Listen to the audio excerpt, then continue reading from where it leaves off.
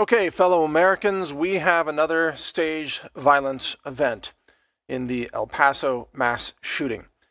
I've got several key questions that are going to rip the official narrative apart. My name's Mike Adams. I also did one of the most, well-known analyses of the Las Vegas shooting a couple of years ago. Well, I'm recording this on the day of the shooting in El Paso, and already things don't add up. Now, the violence is real, and I want to be clear that it's obvious that real people were shot, real innocent people, in fact, innocent Americans were killed. And it's unacceptable in any society for that to take place. And of course, I have prayers for all those individuals who were harmed and for their families and their souls.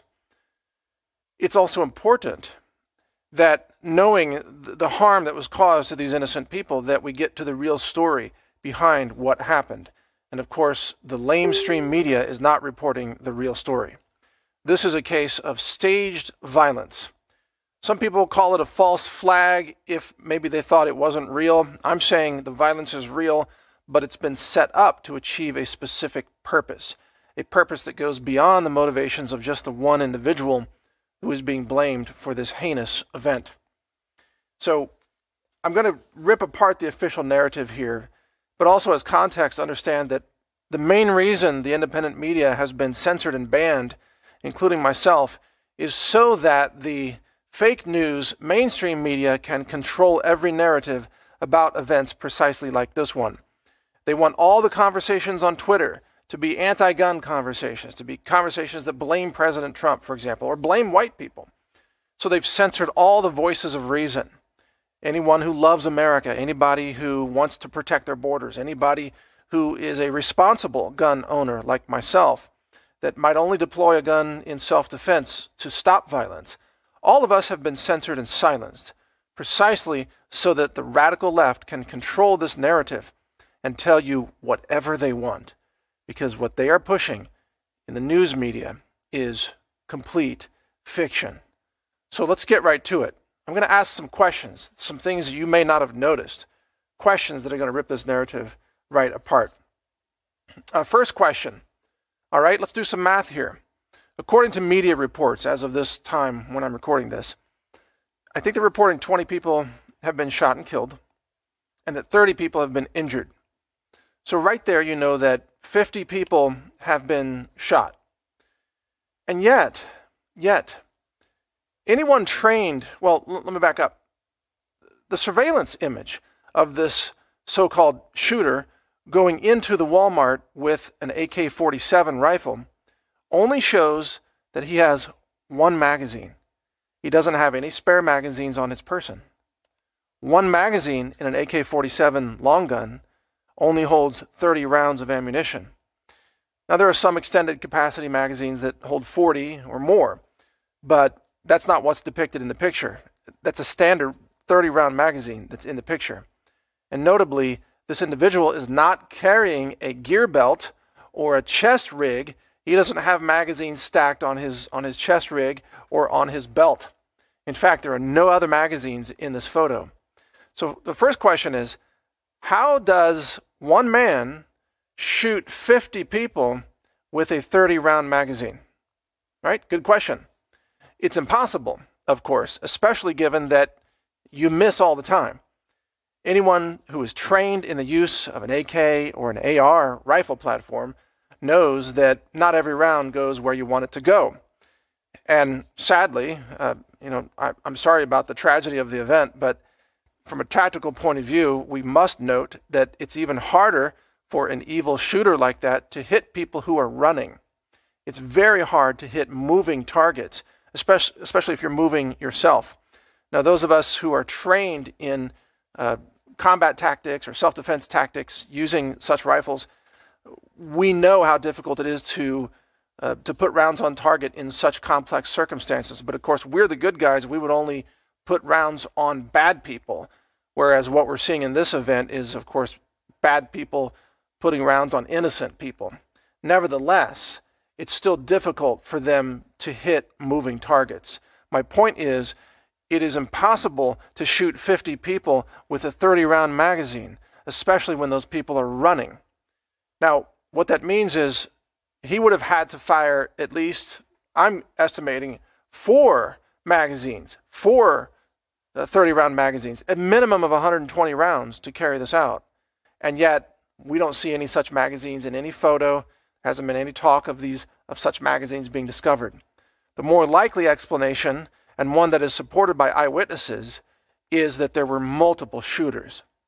In fact, as this story was developing throughout the day Saturday, many mainstream media outlets reported multiple shooters. In fact, the mayor of El Paso reported there were 3 people in custody.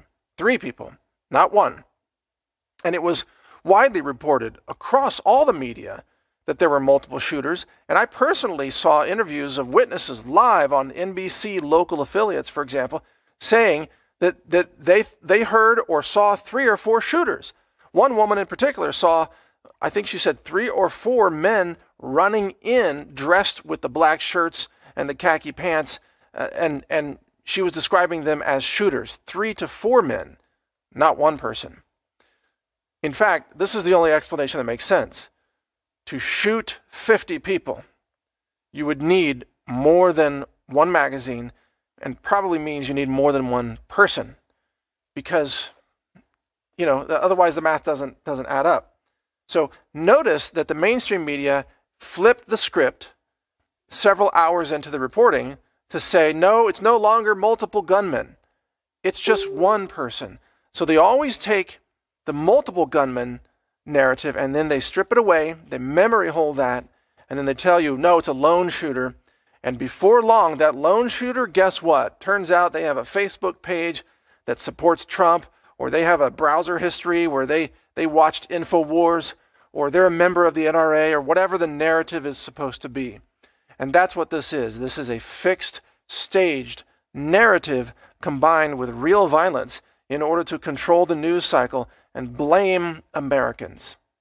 Now, here's something else that's really fishy about all this. You notice in the photo of this person that he's wearing hearing protection. Now, to my knowledge, this is the first mass shooting event we've ever seen where the person is wearing what we call ear pro. Ear pro means ear protection. And in the shooting industry and tactical training industry, we talk about ear pro and eye pro. So you wear eyeglasses, you know, to protect yourself from shrapnel, and you wear ear pro to protect your ears. You do that when you're training because you want to be able to still see and hear at the end of the day. But would a suicidal mass shooter plan to protect their hearing as they're mass murdering dozens of people? I mean, think about this. The photos show that he has eye pro and ear pro. The big ear pro, right? Because he knows he's going to survive this mass shooting event. He knows that he needs to protect his hearing because he's still going to be around. So this isn't a Columbine, Colorado type of shooting where those students went in knowing they were going to commit suicide or that they were going to be shot by police. This was a situation where this individual, this shooter and his team of accomplices, they knew that he was going to be scapegoated and that he would survive. And that's why you would protect your ears. There's no reason to protect your hearing if it's a suicide mission, is there? The fact that he's wearing ear pro means that he knew he was going to be taken alive, which means he knew he was going to surrender to police. He knew he was going to be the scapegoat. And if you wonder how these people are set up to do this, it's very simple. They threaten your family. They say the controllers of these things, and we could go back to Operation Fast and Furious. Barack Obama and Eric Holder, they plotted to have Mexican drug gangs have these deadly weapons and then to cause mass shootings in the United States in order to call for gun control. So Operation Fast and Furious, it's well known, well documented. Obama and Eric Holder ran that. Well, guess what? Obama's still running similar types of events, perhaps this event. And these events are designed to create a narrative. And so they find a scapegoat and they threaten that person and they threaten their family, and they usually offer a reward as well. They say, look, if you don't do this, we're going to mass murder your entire family. If you do this, we're going to give you $5 million so your grandmother can have cancer surgery or whatever the money is needed for. They always find somebody in a desperate situation, often somebody who has a family member who needs some very expensive medical procedure, so they need money, and then this individual is willing to sacrifice their life in order to save a fellow family member and also to avoid their family being murdered, because that's the way these globalists operate, these controllers. They will find a person, they will threaten them, and they will also entice them with a monetary reward for playing the role of the scapegoat. Now, the other way this happens, by the way, and I don't know if this is the case in this particular situation, is that they will recruit somebody and tell them that this is a training exercise, that they might even believe that they're training along with the FBI. Now, the FBI has a long history of dreaming up terror plots across America and then recruiting people to participate in those terror plots and then stopping those plots at the last minute and then claiming they've stopped terrorism. This has been documented extensively by the New York Times, and we've cited the New York Times report in our own reporting. In fact, the Kansas City Star has done several articles on this in years past. And we've seen the FBI, for example, plot to blow up the Cleveland Bridge, and then they would recruit meth head, homeless people, living on the streets in Cleveland to drive a truck. And the FBI would set up the truck with mock explosives and a map and everything, the whole plan to blow up the Cleveland Bridge. And then they would have this person here, they pay him $50, jump in the driver's seat, drive this van down around the corner. And then when they do, oh, there's an FBI squad, of people with guns in your faces arresting you for terrorism, when all you thought you were doing was driving a van for 2 blocks. Someone paid you $50 to drive a van for a couple blocks. The FBI does this all the time. So what can happen in these so-called training exercises, and again, I'm not saying this is specifically what happened in El Paso, but just as a general tactic, is they can transition some of these training exercises into live fire events. And what they'll do is they'll recruit somebody, and they'll tell them that the rounds are dummy rounds when they're actually live rounds, or it's possible that person has dummy rounds and the other shooters have the live rounds, but that person, the target person, is the scapegoat who is blamed for all the deaths. Meanwhile, the FBI shooters or whoever they recruit actually escape and are let go. Even if they're arrested by police, they're let go because the narrative has to be maintained. Now, as you're pondering all this, and I've got more to share with you here, keep in mind that because of the efforts of Jay Sekulow recently, we now know that the FBI actually ran the hard drive destruction to cover up the crimes of Hillary Clinton. The FBI bleach-bitted her hard drives. The FBI directly, under James Comey, engaged in destruction of evidence that would have shown the Secretary of State engaging in heinous crimes, perhaps crimes of sedition or treason against the United States of America.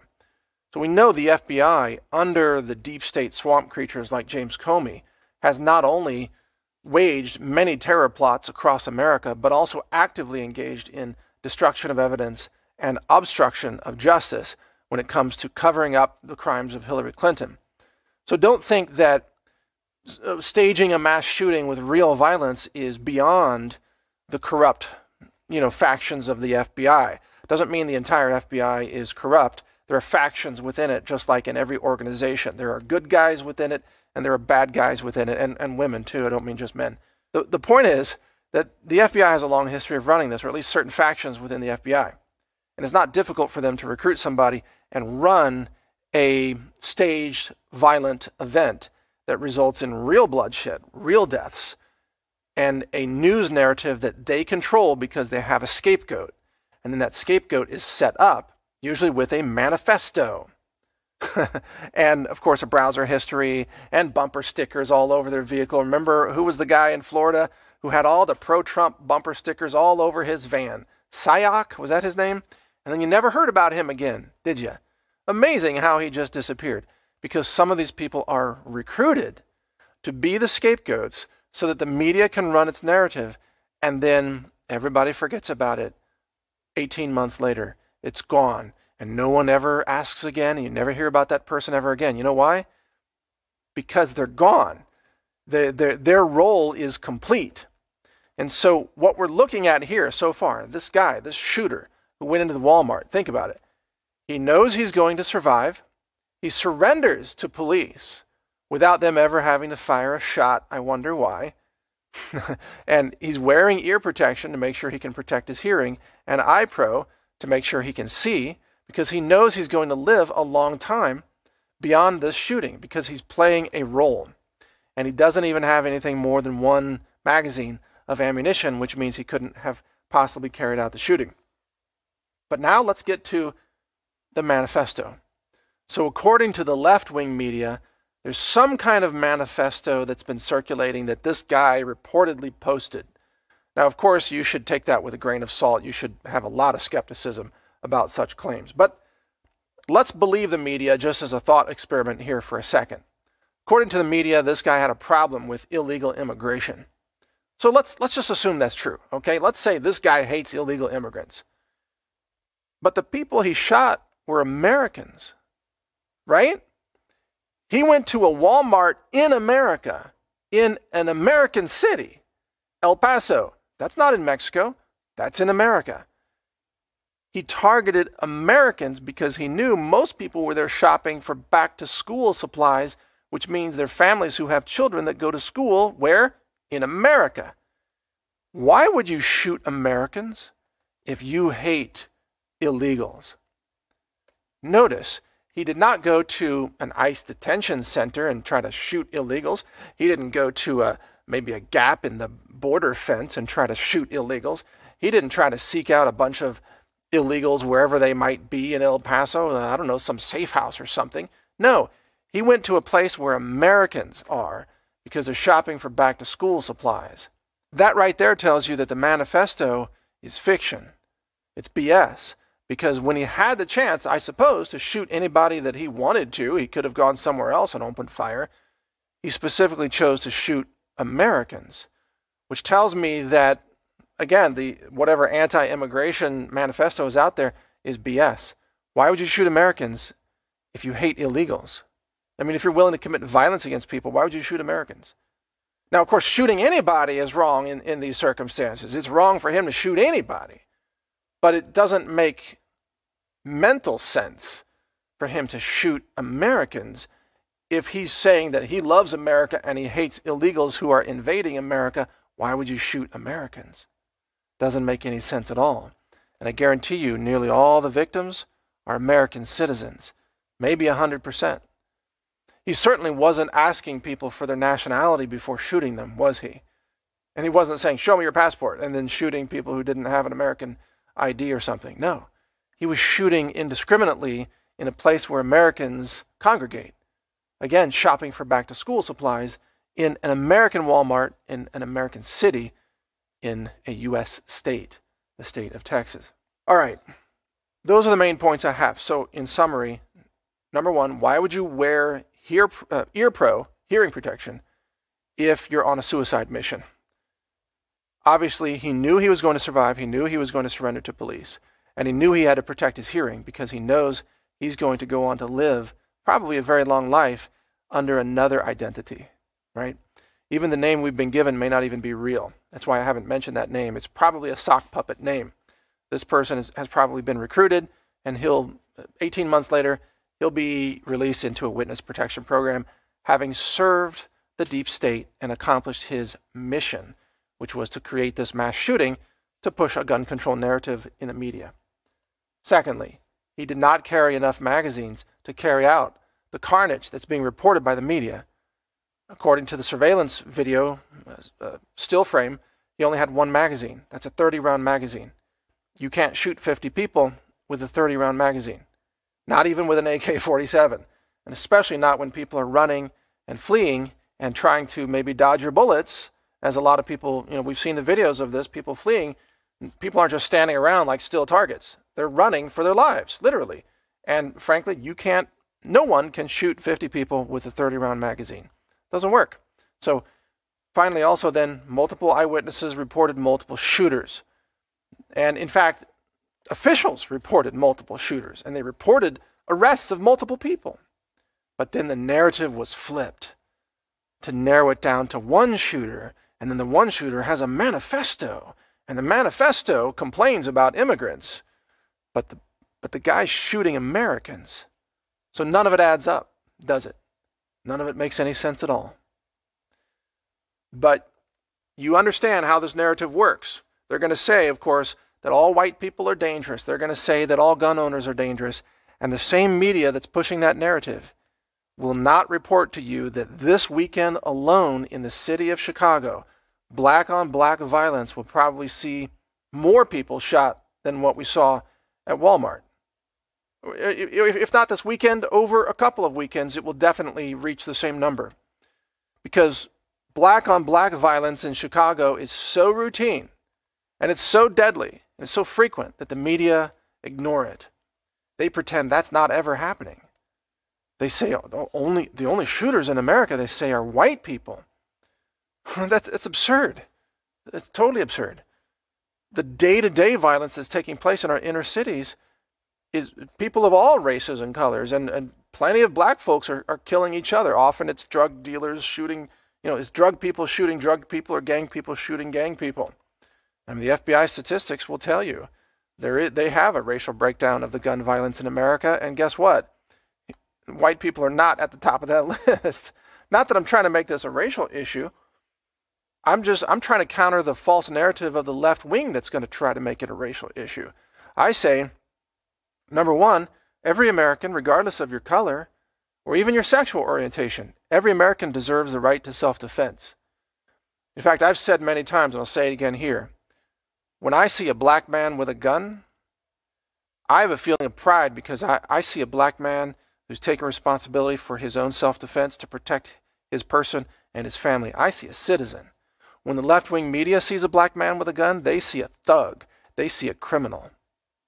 They see a bad man. See, I see it totally differently. I see a black man with a gun. To me, that is a good person. I'm talking about, a responsible gun owner. A black man who's armed himself to defend himself against the violence in the world. I'm proud of you. I'm with you. And I arm myself as well. Every person of every color deserves the right to self-defense. And I also saw an article recently that the LGBT community, many people who are trans, are arming themselves in self-defense because apparently there are some people who are threatening trans people with violence. Now, look, as much as I'm opposed to the transgender indoctrination of children, I believe that adults have the right to be whatever they want to be. And I especially agree with the right of trans people to defend themselves. If you're a transgender and you want to carry a gun, good for you. If you're a gay person and you want to carry a gun, good for you. Pink Pistols, that's the group out there that's teaching gay people how to arm themselves. Now, as a result of that, those people will be safer. They'll have more protection against violence. And yet, the left-wing media is trying to push these narratives to disarm everybody, including trans people, including gay people, including black people. And you want to talk about taking away human dignity? What about the human right to self-defense, especially for people who have historically been oppressed or threatened? And some of those groups, the groups I just mentioned, are probably in that category: trans people, gay people, and black people. And all three of those groups have the right to carry guns, where it's legal, of course, to carry those guns, to train in the use of those guns, and to deploy those guns if necessary in their self-defense. But these staged events are designed to take away the gun rights of everybody by blaming gun owners for the violence of sock puppets who are often recruited by the FBI to carry out acts of terrorism on American soil, where magically there are manifestos that always appear to blame whatever the media narrative wants it to be. In this case, illegal immigration. Isn't it amazing? And by the way, illegal immigrants do not have the right to carry guns in America because you're not here legally. You're not a citizen. You want to come in legally and go through the process and pass the background checks and get a permit and you pass the concealed carry training, then yeah, you have the right to carry a gun. But as an illegal who has violated the law, you came into this country illegally, you don't have the right to carry a gun. And in fact, American citizens, including trans and gay and black and white, I mean everybody has the right to carry a gun to defend themselves against the violence that has been carried out by illegals. In many places in America, including murders like in San Francisco, an illegal shot and killed an American citizen. So these are just some of the issues that the media is trying to control. They're trying to twist your mind. They're trying to stage things in your mind.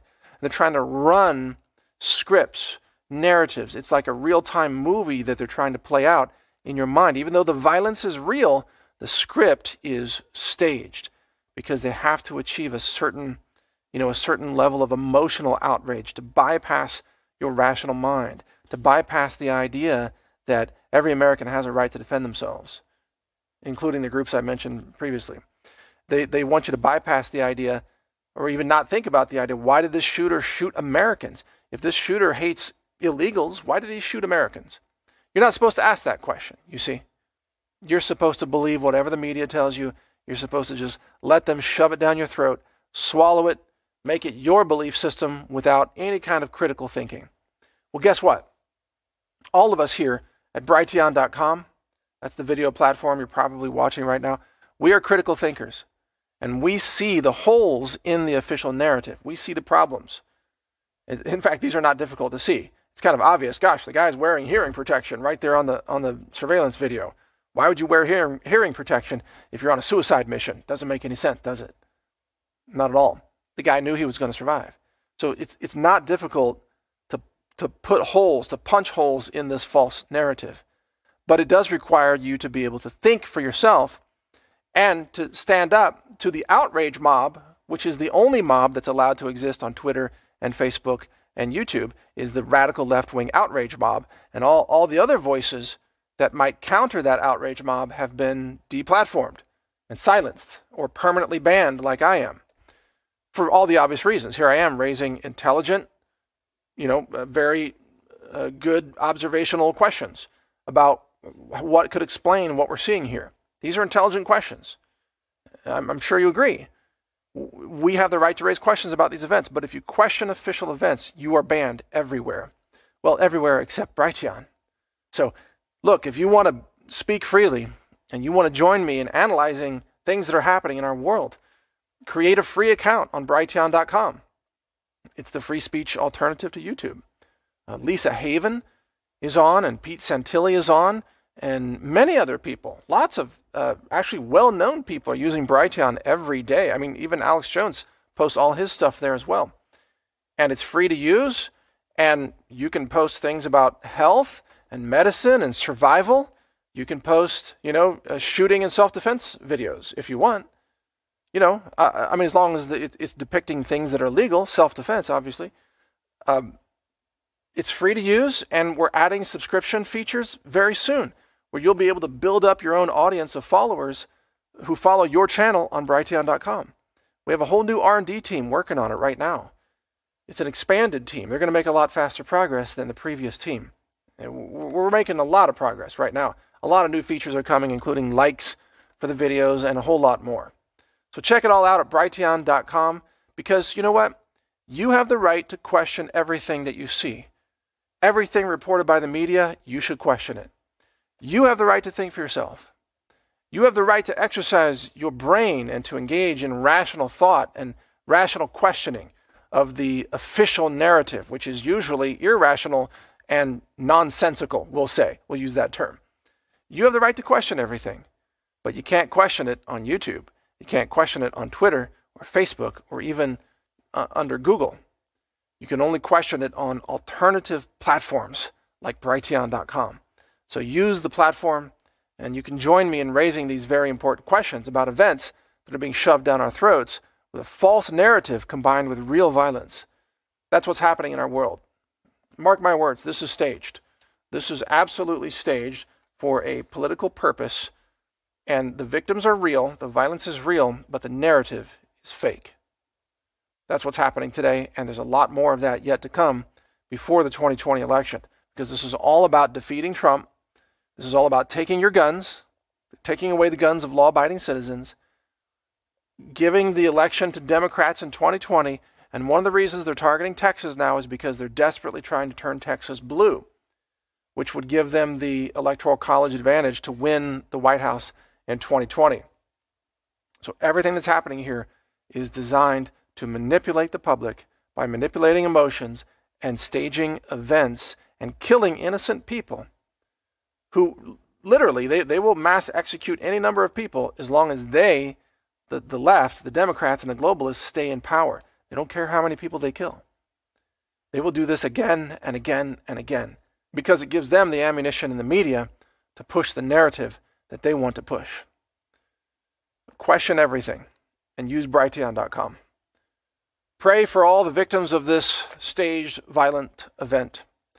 And just as importantly, pray for America. Pray that we defeat this evil criminal cartel of the FBI swamp creatures, the terror plot bureaucrats and operators inside the swamp who are pulling this off.